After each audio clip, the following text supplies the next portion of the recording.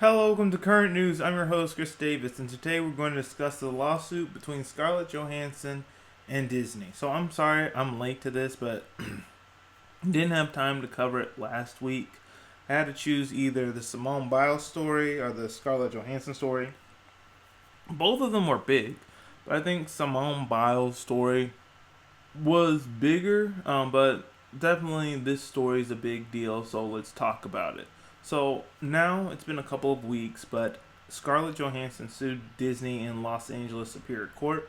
Johansson is suing Disney because she claims they violated an agreement between her and Marvel Studios by releasing the Black Widow film last month in theaters and Disney Plus simultaneously. Scarlett Johansson states that her payment for the film was centered mostly around the box office performance, and the releasing the film both in theaters and streaming at the same time hindered her from reaching those benchmarks. So Disney responded, there is no merit whatsoever to this filing, and that the suit is especially sad and distressing in its callous disregard for the horrific and prolonged global effects of the COVID-19 pandemic. Disney has fully complied with Ms. Johansson's contract, and furthermore, the release of Black Widow on Disney Plus with Premier Access has significantly enhanced her ability to earn additional compensation on top of the $20 million she has received to date, a Disney spokesperson said in a statement. Okay, this is what Scarlett Johansson's attorney, John Berlinski, responded with. It's no secret that Disney is releasing films like Black Widow directly onto Disney Plus to increase subscribers and thereby boost the company's stock price. And it's hiding behind COVID-19 as a pretext to do so. But ignoring the contracts of the artists responsible for the success of its films in furtherance of this short-sighted strategy violates their rights, and we look forward to proving as much in court. He also said, surely that this will surely not be the last case where Hollywood talent stands up to Disney and makes it clear that whatever the company may pretend, it has a legal obligation to honor its contract. Okay. Other people have weighed in on this controversy. SAG-AFTRA President Gabrielle Carteris said, and she said a lot of things, so bear with me. Disney should be ashamed of its gender-shaming tactics, which suggested that the actor had a callous disregard for the dangers of the COVID-19 to the movie-going public. Actors must be compensated for their work according to their contracts. Scarlett Johansson is a shining, white-hot spotlight on the improper shifts in compensation that companies are attempting to slip by talent as distribution models change. Women are not callous when they stand up and fight for fair pay. They are leaders and champions for economic justice. Women have been victimized by pay inequities for decades, and they have been further victimized by comments like those in Disney's press statements. These sort of attacks have no place in our society, and SAG-AFTRA will continue to defend our members from all forms of bias. So, the Wall Street Journal has reported that it looks like Disney and Scarlett Johansson will settle this out of court.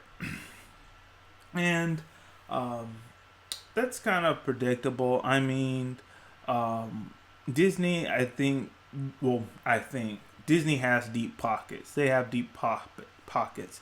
And I think if they really wanted to go to court and prove that they were right and that they didn't break any laws, I think they would have a strong enough argument to do so.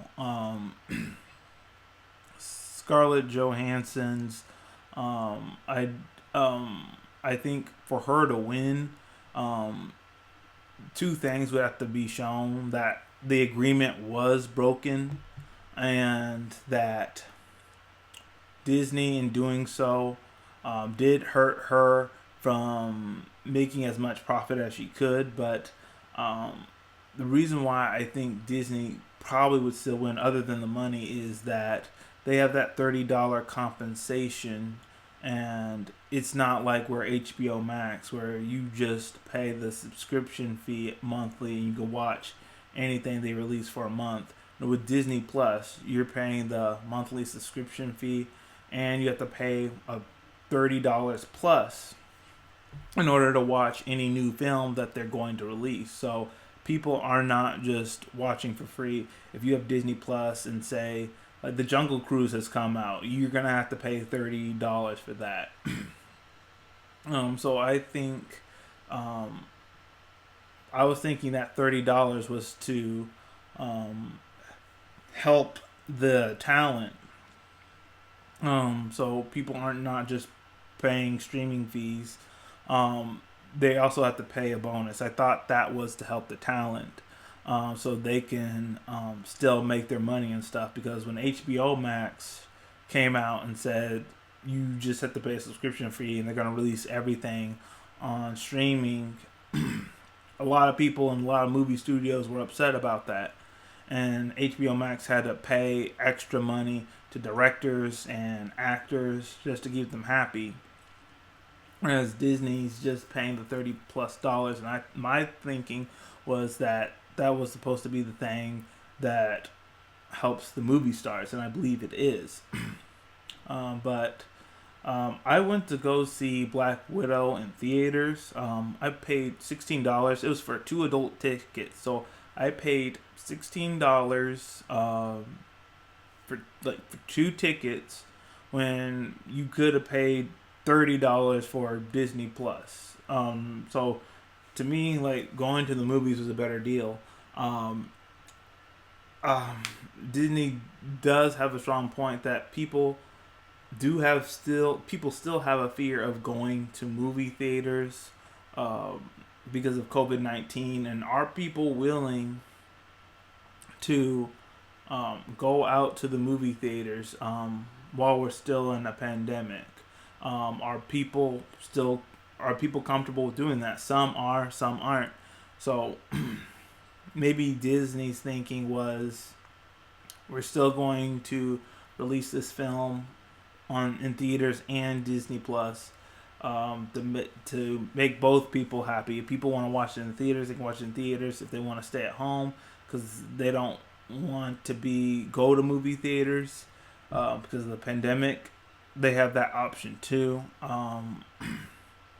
It's not as clear cut. I think for Scarlett to win, it would have to be, in order for her to win, regardless of the money, that Disney clearly broke the contract. That was the contract, and they did harm her earnings by doing so. But I don't think so with that $30 plus charge.